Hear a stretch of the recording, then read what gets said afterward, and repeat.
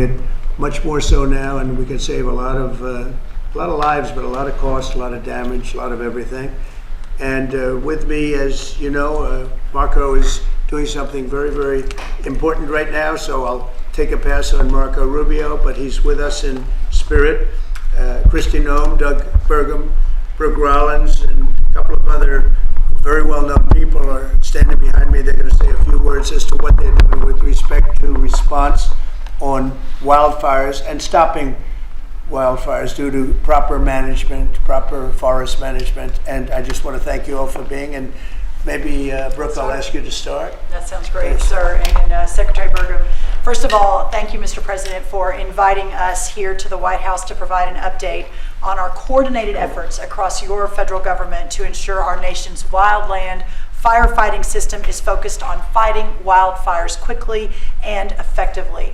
Sir, you have made it clear from the beginning that strong leadership and decisive action and the protection of American lives and communities are the top priorities for both Secretary Burgum and for me this fire season. As you can see from the red areas on the map over here on the President's left, this is going to be an above normal fire season, which is why we wanted to, sir, ensure that we were taking direction from you and moving forward. This means that a higher likelihood of large and intense wildfires than typically expected for this time of year for the next few months. This means that people, homes, communities, and landscapes are at risk, and the need for firefighters and fire support personnel is clear. America has the largest and the most well-respected wildland firefighting force in the world. Secretary Burgum and I already have given direction to our firefighting organizations to take whatever actions are necessary to ensure that we are operationally ready. The Department of Interior and the Department of Agriculture employ over 17,000 federal wildland firefighters every year. At the peak of fire capacity, our surge with their interagency, tribal, state, local, will have approximately 13,000 additional wildfire personnel. We know that the best and most cost-effective way to stop these terrible fires is to remove the fuel load that feeds them. And we can talk a little bit about the timber executive order and the timber leadership the President has led on. We are working at both of our agencies to eliminate all red tape, cut costs, and increase our timber sales and active management to reduce the intensity of these wildfires when they start. We are increasing timber production by 25%, thanks to President Trump, with the goal of not only supporting our industry partners and our rural communities, but also reducing the number of catastrophic wildfires. Finally, both the Forest Service reducing hazardous fuels on our 4.2 million acres and the Department of Interior on their 2.4 million acres annually, getting rid of the low value, overgrown trees, and brush crowding of our forests. One final point, we are 96% capacity in terms of our firefighting hiring, and this is actually ahead of where President Biden and his team was a year ago. So I want to make sure that's very clear. We are all on board and moving forward with a fully operational, we will be more ready than ever before for this season. Thank you very much. Please, Doug. Well, thank you, Mr. President, and thank you, Secretary Rollins, for the partnership that we have between the U.S. Forest Service and the Department of Interior. There's over 700 million acres of surface land that the federal government manages in this country. And under President Trump's orders, we are now actually managing that land. When we get back into timber production as driven by his EO, we're actually then helping rural communities. We're helping people that are in the lumber business, helping bring those lumber products back home. As we stepped away from this industry, President Trump is now bringing it back, and we as a nation, we're now, before President Trump backing up, we were burning more timber than we were harvesting in this country. When we spend a dollar on prevention, we save hundreds of dollars on the back end on firefighting. This is going to save Americans dollars when we're out there preventing fires and stopping fires when they begin versus letting these fires become huge and then causing the destruction we have.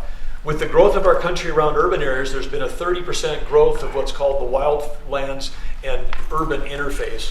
When this happens, people start building homes, like the tragedy that President Trump visited in California, where so many people lost their lives. But this is where we're essentially creating cities in the middle of forests, but not doing the forest management and creating that deadly fire load out of there. But now we intermix communities with above ground power lines. This can lead to dangerous situations. So President Trump committed to us doing fire management. We'll reduce that fire load. In addition to that, there's a proposal, which Russ has included in the President's OMB budget, for the unification, because between Secretary Rollins and the U.S. Forest Service across Interior, we have 4 different firefighting groups across U.S. Fish and Wildlife, the Bureau of Land Management, the Bureau of Indian Affairs, the National Park Service. These 5 groups under the proposal are going to be unified in terms of their leadership, and so we've got consistent strategies and consistent tactics. But then when we have these thousands of people that are out there fighting fires and putting their lives at work to protect our communities, we also have to step up, as President Trump knows, with our military. We've got to make sure that these brave firefighters are out there actually have the same equipment. In some cases, we're decades behind in terms of giving them the technology they need for either early detection or for saving their own lives. We've got some great examples of where we have good collaboration going between the federal government in Alaska, the state of Alaska, for example, and then also at the National Interagency Fire Center in Idaho, where we are already coordinating. Brooke and I have already held a joint briefing with the fire leaders about this fire season. So we'll continue to unify this work, but we have to work with the states because this year there have been 1.2 million acres already burned. Only 25% of that's been on federal. The other 75% has been on state lands or private lands. And so together we have to work to protect America's resources. And under President Trump's leadership, we've got the guidance through the EOs to make that happen. Thank you very much, Doug. He's doing a great job. They all are. Russell, vote. Sure. Thanks, Mr. President. From a funding perspective, the accounts that support the important work that these cabinet secretaries are doing are funded. They're flush. The main one, the Disaster Relief Fund, has $13 billion. It's projected to get us all the way into the end of the fiscal year. So we're in a very good place, and the President has personally been a steward of the taxpayer resources on every one of the expenses that the states have come in for to put us in a position where we are ready for this season. Thank you. Great job. Thanks, Russell. Yeah, Mr. President, we are in hurricane season right now. It will last for the next several months, and we are prepared for what is coming. We are anticipating that we will have higher than usual activity during this hurricane season. We could have 3 to 5 major storms, up to a dozen other hurricane level thresholds that we will meet throughout this season. And FEMA stands prepared and has been working with all of our regions on training, pre-deploying resources, making sure that individuals are out there ready to respond to each state as they bring the necessary resources to take care of their people. But also, sir, you've been very clear that you want to see FEMA eliminated as it exists today. So I'm preparing all of these governors that they will have more control over the decisions on how they respond to their communities so that it can help it happen faster, that they can pre-deploy resources and help coordinate on communication as well. So while we are running this hurricane season, making sure that we have pre-staged and worked with the regions that are traditionally hit in these areas, we're also building communication and mutual aid agreements among states to respond to each other so that they can stand on their own 2 feet with the federal government coming in catastrophic circumstances with funding. But we all know from the past that FEMA has failed thousands, if not millions of people. And President Trump does not want to see that continue into the future. So this agency fundamentally needs to go away as it exists. And we need to have a response to states that supports them when terrible things come and when the worst day of their lives happens, to where the financial resources are there, but they have decision-making power right there in the state to respond. So the next several months, we expect it to be high activity, and the federal government is here to support the people of the United States. With President Trump's leadership, while he's doing that, he's also going to make sure that they're better set up for the future so that they have the ability to really take care of their families when a crisis or a terrible storm does hit. We've got many governors that just recently had terrible, tragic losses from tornadoes, from other events that went through their states, and FEMA was extremely responsive, and they've all been very happy. I think, Mr. President, you even spoke to one of those governors this morning, Bradley. who is very happy, and the Missouri governor as well, who is very happy. As soon as something happens in their state, I'm in direct communication with the governors to make sure they have what they need, but also making sure that they have the ability to make decisions to respond to the people that live in their states. Thank you very much. Great job, everybody. So we want to wean off of FEMA, and we want to bring it down to the state level. A little bit like education, we're moving it back to the states so the governors can handle it. That's why they're governors now. If they can't handle it, they shouldn't be governor. But these governors can handle it, and they'll work in conjunction with other governors. They'll give each other a hand. But the FEMA thing has not been a very successful experiment. Very, very expensive, and it doesn't get the job done. You saw what happened in North Carolina under the past administration. And when we got in, we did a great job for North Carolina, brought it back. But it was a disaster, FEMA. And it has not worked out well. It's extremely expensive. And again, when you have a tornado or a hurricane or you have a problem of any kind, in a state, that's what you have governors for. They're supposed to fix those problems. And it's much more local, and they'll develop a system, and I think it'll be a great system. And also when it comes to forest fires. So for years I've been meeting with heads of other countries, and they are forest countries. They call themselves forest, Austria and others. And they say, we're a forest nation, we live in a forest, and they don't have forest fires. And in one case he said, our trees are much more flammable than California, but we don't have forest fires because we clean the floor, we sweep the floor of leaves, of dead debris, of trees that fall, because after 18 months, a tree is it's like tinder wood, and it goes up, it virtually explodes. Well, we don't take the trees out. California is a disaster, what they've done in California. They don't do anything.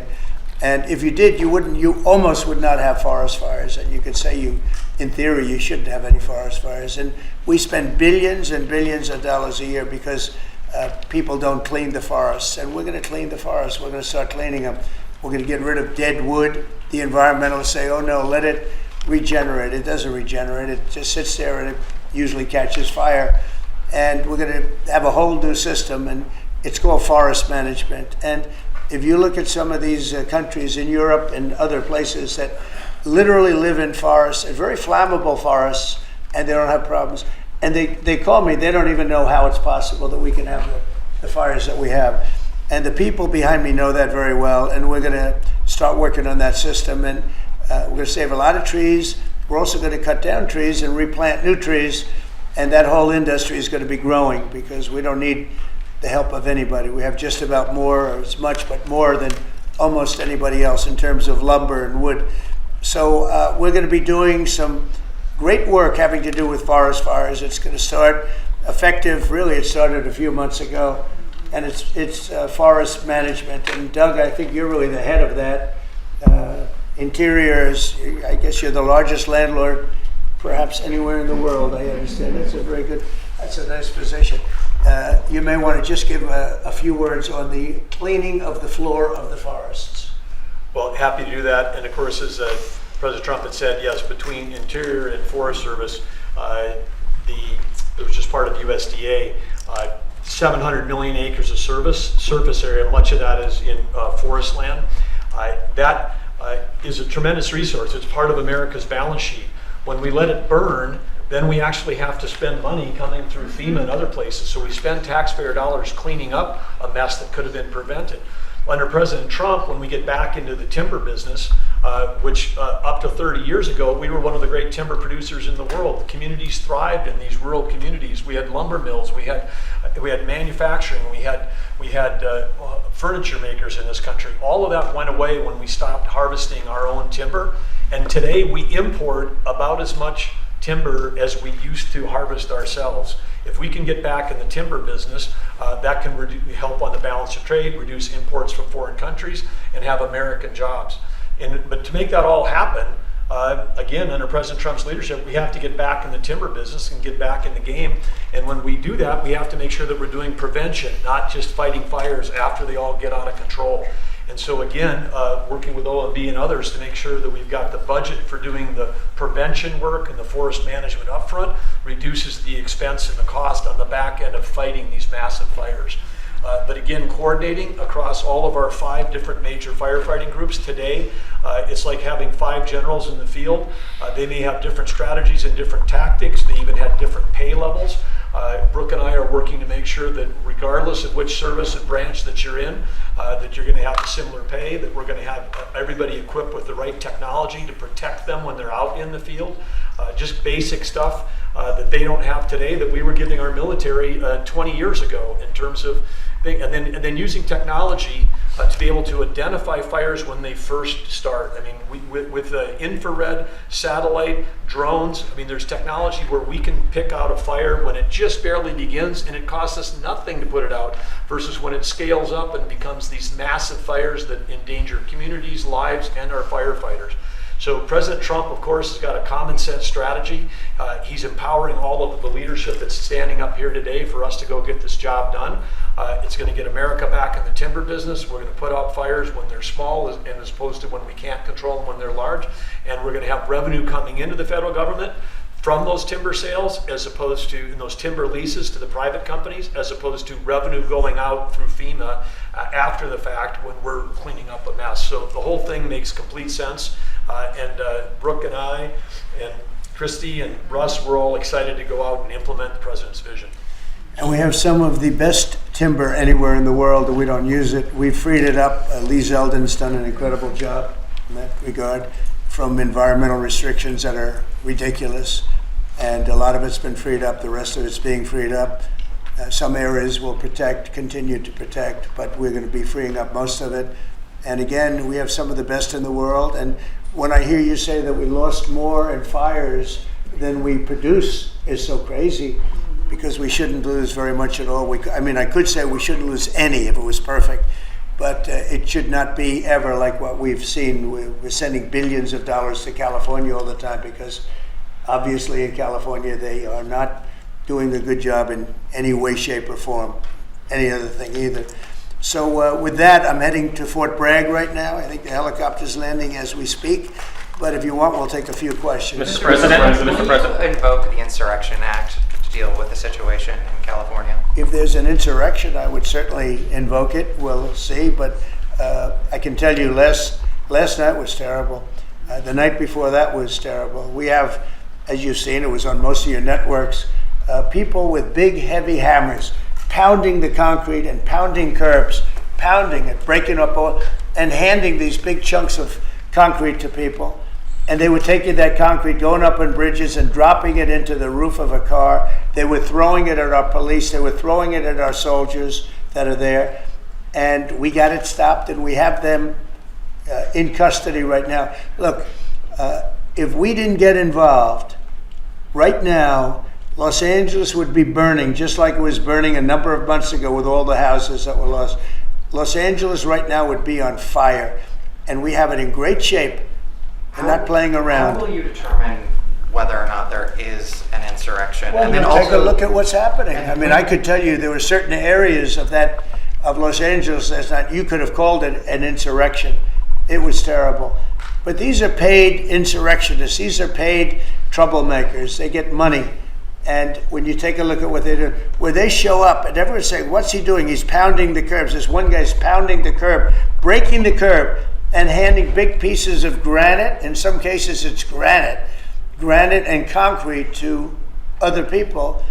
And they're running out with it. And then we watch the other people, and they try and throw it into the face of the soldiers, throw it into the face of the police, and they hurt some people very badly.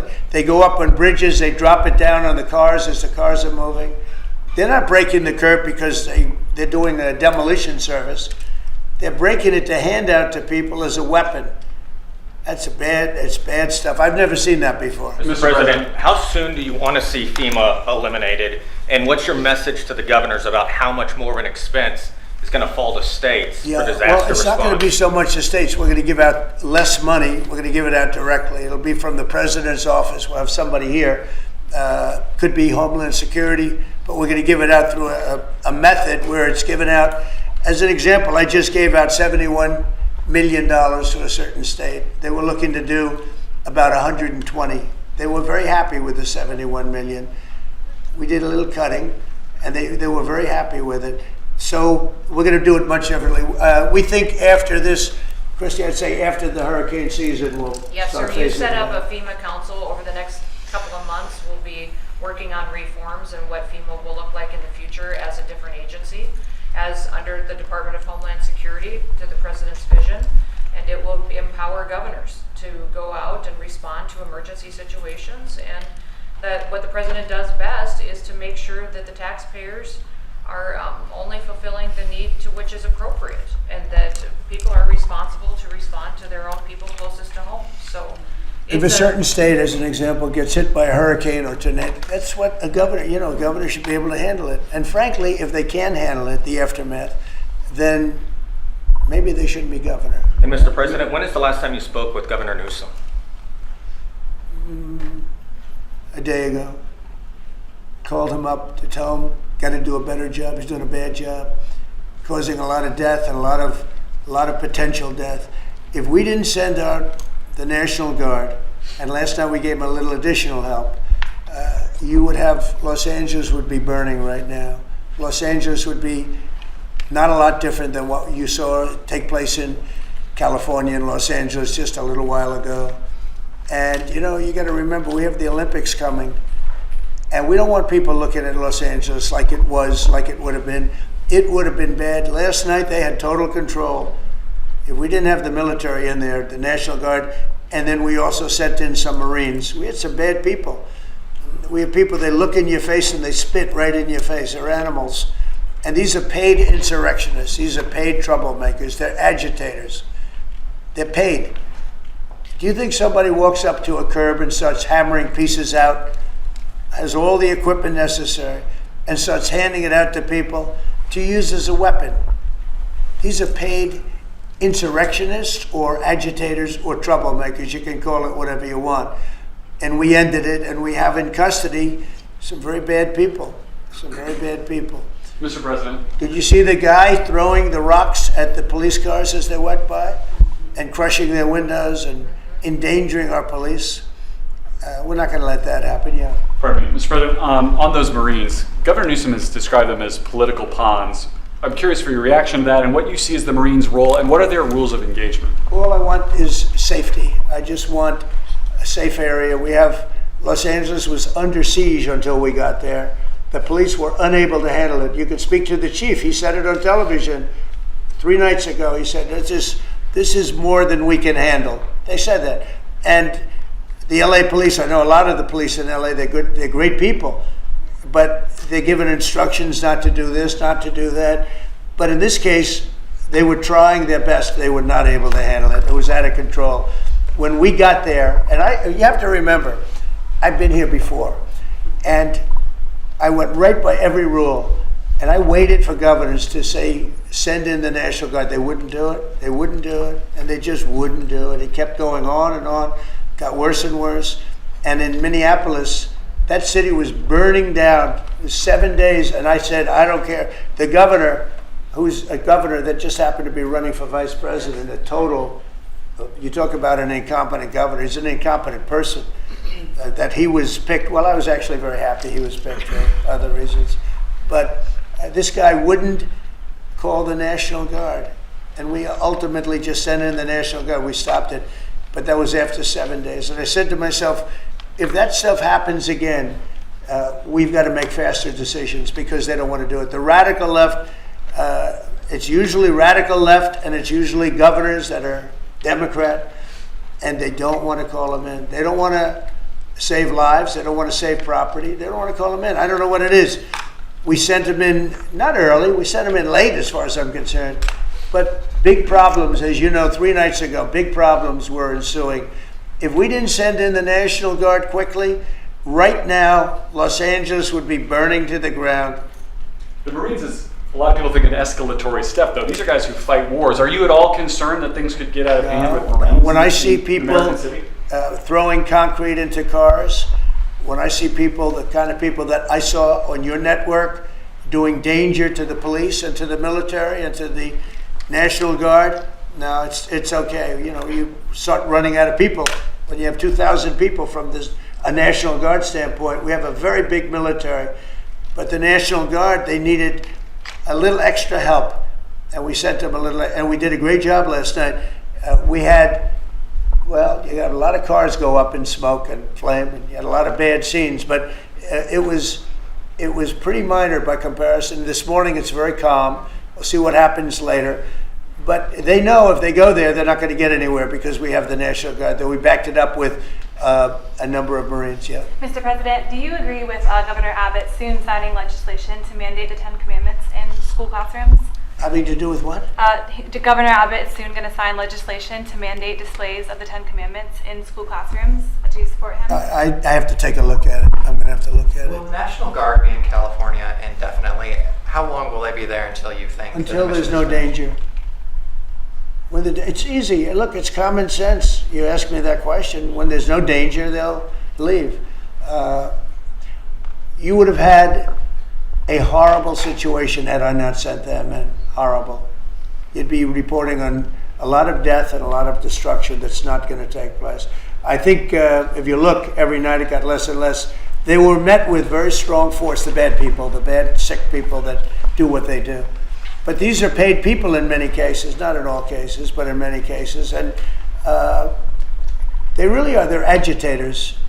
I was wondering if you had any response to Mexican President Sheinbaum, who condemned the violence there. Have you been in touch with her at all? Said what? I was wondering if you had any response to what Mexican President Claudine Sheinbaum said in response. What'd she say? She condemned the violence in LA.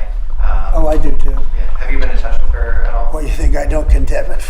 I condemn the violence in LA, ladies and gentlemen, but I also stopped the violence in LA. And by doing what I did, I stopped the violence in LA. That would have been, I think, maybe I'd ask Christie to speak to that. That would have been an unbelievable tragedy. We would be talking, I don't know that would even be here right now. It would have been so bad. I'd probably maybe be out there. I don't know, but Christie, could you speak to that? Absolutely. So in 2020, I was a governor of a neighboring state to Tim Walz and watched him let his city burn. And the president and I have talked about this in the past, and he was not going to let that happen to another city and to another community where a bad governor made a bad decision. So Claudia Sheinbaum came out and encouraged more protests in LA, and I condemn her for that. She should not be encouraging violent protests that are going on. If people are allowed to peacefully protest, but the violence that we're seeing is not acceptable, and it's not going to happen in America. This president is standing up for the average American who wants to walk their child to school every day safely, run their small business, and provide for their families.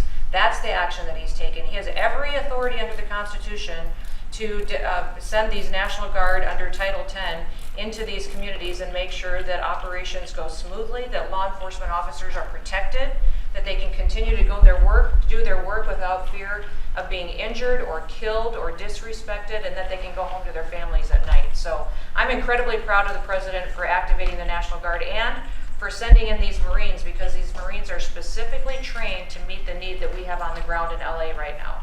And Governor Newsom has done a disservice to the state of California for many years. The people there should never elect him into a leadership position ever again. The governor's a nice guy, but he's grossly incompetent. When it comes to his railroad that he's building, where it's like 30 times over budget, nobody's ever seen anything like it. Now it doesn't even go to San Francisco and LA. It's way short of it.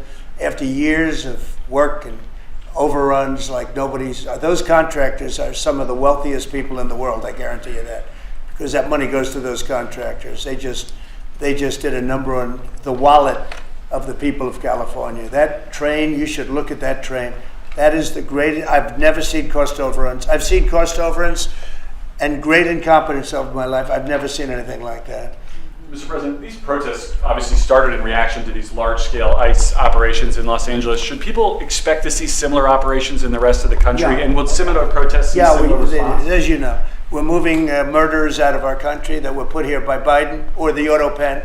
The auto pen really did. I mean, the people, whether it's Lisa Monaco or whoever operated the auto pen, these are criminals. The people are criminals that allowed these criminals into our country. And I don't think that Biden knew what the hell he was doing. I don't think he even knew about it. But when they opened up our borders for the whole world to come in, yeah, we're going to get them out. We're getting them out. We're starting to get acknowledgement from the courts that, there's a system. They come in without courts and they go out, they want trials and everything else. I think that's starting to work out now. Judges are starting to see what a terrible situation it is. Many of those people that you saw on television last night are criminals that were allowed into our country by Biden. And they want to stay, and we don't want them. And they come from jails, and they come from mental institutions, and they come from all over the world, not just South America. And we're not going to let them stay.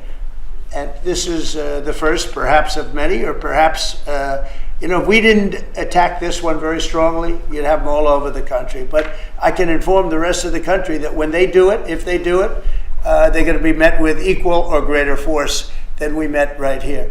We did a great job. The people, you, Christy, and Tom Holman, and all of the people, Pete Hegseth, all of the people involved did an amazing job. We stopped a disaster. And it looks like a planned disaster, this didn't just happen. They had weapons, they had tools, they had everything you needed. I mean, they were throwing iced water in bottles, in glass bottles, at officers and at soldiers. You could not use the word insurrection, but you could also use the word, these are very dangerous people, they're bad people. They were met with heavy force and they folded. And they may be there a little bit tonight, they may be there a little bit, but it seems to be getting less and less because they're going there and they're met with a very heavy force. And if they weren't, you would have that city right now would be on fire. It would be burning down. The rest of it, what's left over, because the other fire was started because they wouldn't allow water into LA. They wouldn't allow water into California because they had it all shifted out to the Pacific Ocean. And I turned it around. And I told them to do it in my first term, and they didn't do it. We had COVID, and they didn't do it. And I told them to do it. We did it in the second. Now we have billions of gallons of water flowing down. But Newsom should have done this. He's an incompetent man, an incompetent governor. Okay, any other question? Mr. President, do you have any message to adversaries as the Army kicks off 250-year birthday celebration? I just think it's amazing. We're going to have a fantastic June 14th parade, Flag Day. It's going to be an amazing day. We have tanks, we have planes, we have all sorts of things. And I think it's going to be great. We're going to celebrate our country for a change. Recently, as you know, with World War II, the victory of World War II, I called up France and they were celebrating the victory. Well, we helped them a lot, as you know. I don't have to get into that. But I called up other countries. They were all celebrating the victory. We're the only country that didn't celebrate the victory. And we're the one that won the war. Okay, if it wasn't for us, that war, you would be speaking German right now, okay? We won the war. And you might be speaking Japanese too. I mean, you might be speaking a combination of both. We won the war, and we're the only country that didn't celebrate it. And we're going to be celebrating big on Saturday. We're going to have a lot of, and if there's any protester that wants to come out, they will be met with very big force. By the way, for those people that want to protest, they're going to be met with very big force. And I haven't even heard about a protest, but this is people that hate our country. But they will be met with very heavy force.